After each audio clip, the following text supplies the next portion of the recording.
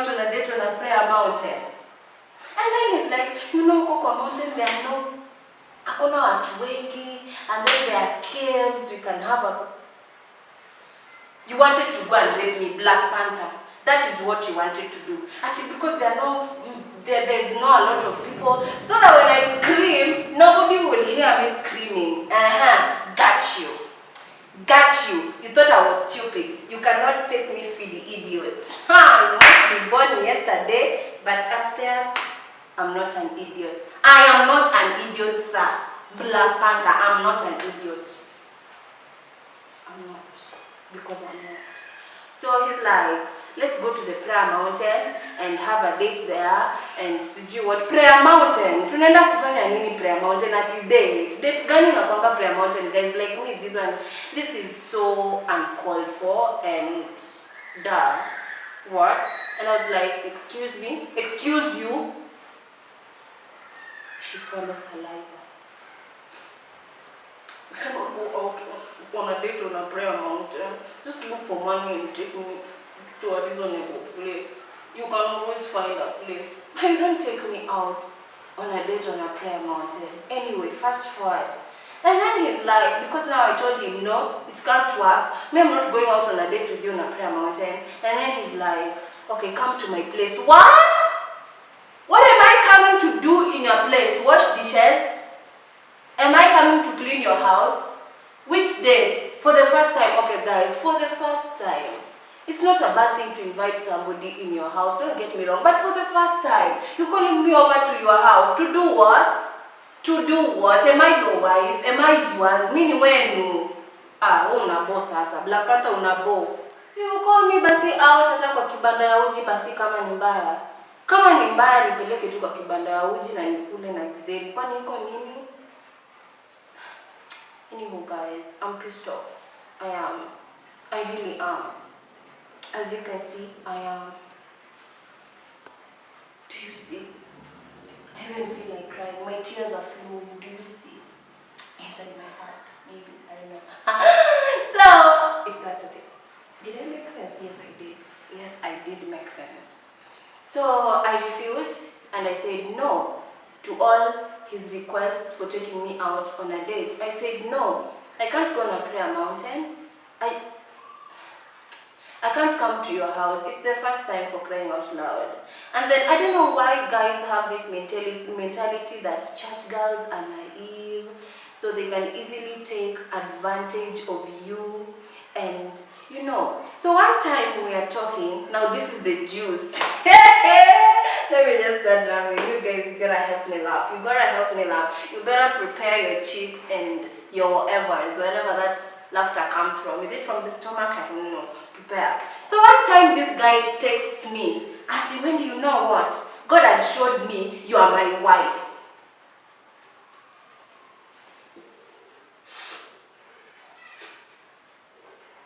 Are you serious, Black Panther? Black Panther, are you even listening to yourself? Like wherever you are, thunder strike you. At that time, I'm only 20. What do you mean? What do you mean I'm your wife? Okay, it's not like he wanted to wife me immediately, but is my head like ready to be in the space of accommodating a relationship? No. Do I see? Of course I see myself getting married, but not with you, Black Panther, not with you. Like I said, you're not my type. And that's a period. I have my own church. I go to preach. Happy with my pastor. So you settle with your church, Basi. Settle with your church, and because now you are a pastor, you're preaching. Open and preach and get money and take people to dates that make sense. Hello, not prayer mountains and calling people over to your house. What do you mean? Shame on you, and stick on it. Thank you. So he's like, God has told me you're my wife. First of all, Wendy, are you ready to be his wife? No. Do you see yourself in a relationship? No. Is he your type? No. Is he the one? No. Has God spoken to you? No. God has not spoken to me. What are you telling me? So me, I'm deaf. I'm deaf. I don't know how to listen to God. So you listen to God on our behalf and you're like, I'm your wife. Shame on you again, and stick on it, Mr. Black Panther. Look at you. Thank you. So, I'm like, God hasn't talked to me. He hasn't said a thing to me. So I don't know what you're saying. I don't understand that language. I'm not your wife. Hello, I can't hear you. In fact, I'm deaf. My ears are blocked. My brain is locked. Why are you telling me? So in the process, I'm telling him, no, I think you're mistaken. Go back on your knees and pray more and ask God to give you a clear answer on who your wife is, because he ain't me. He ain't me. It can't be me. It can't be me. It cannot be me. You can't wife me. Period. Period. So I'm there, I'm refusing. Kombe, I bruised his ego. He refused. He felt bad because I refused, sorry.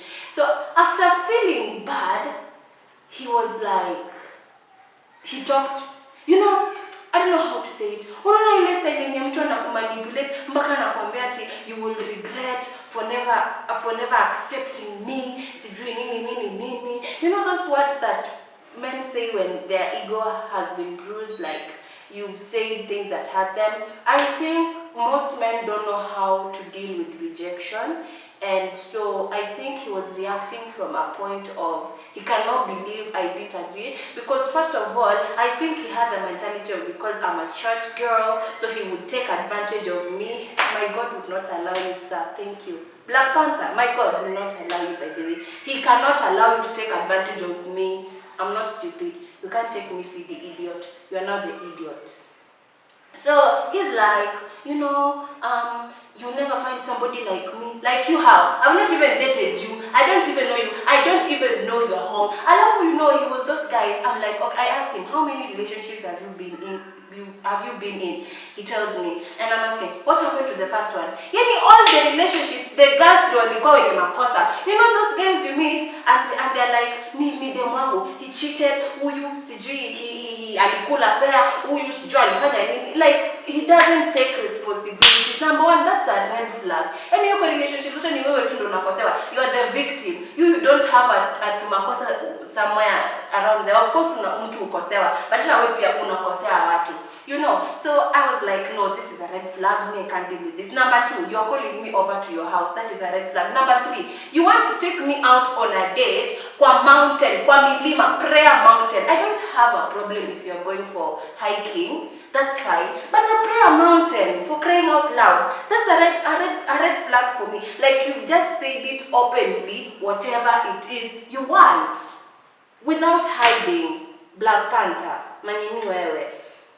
So I refused, and I think it bruised his ego, because he thought, the way he used to bring himself, and he was like, I have met angels, I have seen angels before, I know how they look. And funny thing, that season was a season when my cousin, the supposed cousin I was living with, she really my cousin. The lady I was living with, my cousin, she was like, we were like, I'd love to see how an angel looks like, Then it happens, he comes and when we're having conversations, he's like telling me, I've met with angels before. And I'm like, oh my God, I've been in a season where I have felt so much. I want to see an angel. I want to meet angels. I want to know how they look like, So he thought that would move me, or just because he was like, I go out to preach, that would move me. At the end of the day, guys, I got to a place where I feel like, churchmen, you are trash. To be honest, you are trash. Girl, child, I'd rather date a guy wa dunia. Let's just be honest, period. People are pretending in churches. People are hypocrites. Story for another day. Fast forward, he blocks me, he deletes my number. Thank you for doing that, because it was necessary, and that was the right thing to do. Hello? So, swallow saliva. So, after some couple of weeks after I realized he blocked me and deleted my number, simply because, of course, I told you guys he felt like I'd bruised his what is it? I'd bruised his what? Ego. Yeah. He blocked me, blah blah blah, and Yeah, we parted ways. So days after, he texts me and then he's like, "Nisaidie number ya pianist. I want to mention the name of the pianist." And then I'm like, out of courtesy, because guys, me, I won't like it if you give out my number without first inquiring from me if you can. I mean, it's just courtesy. It's just good behavior, and it's something that it's normal. So I'm like, okay, it's fine. I have his number, but first let me ask from him, because this is a new person. He's a new person in church. We don't know about him. I don't know where he comes from. I don't know his family. In fact, I only knew his first name. So I'm like, okay, let me first inquire from the pianist if he's comfortable with me giving you his number. Then you know what nigga starts telling me? I'm immature. Guys, I'm being called immature simply because I said, wait, let me ask the pianist first if he's comfortable with me giving you his number. I'm so immature. I thought you were a grown-ass woman. I am. As a matter of fact, I am. By the way, I am. Okay? And then he's there. Alituma paragraph. Me, I thought he's in vitu za wanawake, guys. So even men are so dramatic. So he sends me a paragraph and he's there talking shit because you're shit yourself. And when I say shit, you know what I mean? Yes, you're shit. You yourself, you're shit. Black Panther, you're shit. Manyeni, again and again. And so I'm like, okay, it's fine. Because now me, I don't know how to keep quiet. When somebody comes at me, I'll tell you what I need to tell you and put you in your place, because that is where you belong, in the trash. Thank you. So me told him what I had to say, what I felt I should tell him, and he took it as something abusive. You know what nigga did? You now want to see the immature person here. Nigga went and told the pastor. The lady from church, Wendy, she's so immature, blah blah blah. She talked a lot of shit. Nigga, I've been here long before you. You're just new. You are a new person in the church. You're not even consistent in the first place. And then you go telling the pastor about me. Pastor calls me. Hello, what is happening between you and Black Panther? I'm like, what?